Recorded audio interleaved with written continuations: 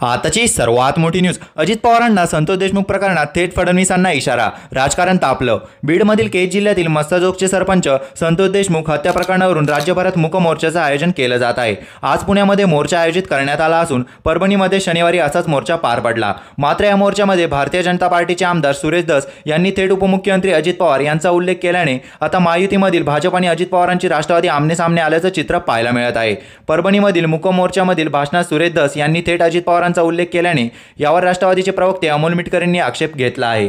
देवेंद्र फडणवीस जी आपल्या पक्षाचे आमदार सुरेश धस यांनी काल परभणीमधील मूक मोर्चात क्या हुआ तेरा वादा अजितदादा अशा प्रकारे वक्तव्य करून आदरणीय अजितदादांविषयी जी गरळी ओकली त्याबद्दल आपण त्यांना जाब विचारणार की त्यांचा बेभान सुटलेला बैल आणखी मोकाट सोडणार, असा खोचक सवाल अमोल मिटकर यांनी उपस्थित केला आहे. अमोल मिटकरींप्रमाणेच राष्ट्रवादीचे प्रवक्ते सूरज चव्हाण यांनी अजित पवारांचा उल्लेख सुरेश धस यांनी केल्याचा उल्लेख करत भाजपच्या आमदाराचा काही प्रश्न विचारले आहेत. स्वर्गीय संतोष देशमुख यांच्या हत्येवरून आमदार सुरेश धस जाणीवपूर्वक राजकारण करत आहेत. परभणीच्या सभेत अजितदादांना क्या हुआ तेरा वादा म्हणून दादांना प्रश्न विचारणाऱ्या सुरेश धस यांना माझा प्रश्न आहे, आरोपी स्वतः होऊन आत्मसमर्पण करत आहेत, मग गृह खातं झोपा काढत आहे का? निपक्ष चौकशी होईल म्हणून तुमचा गृह खात्यावर आणि गृहमंत्र्यावर विश्वास नाही का, असं पोस्ट करून सूरज चव्हाण यांनी विचारलं आहे.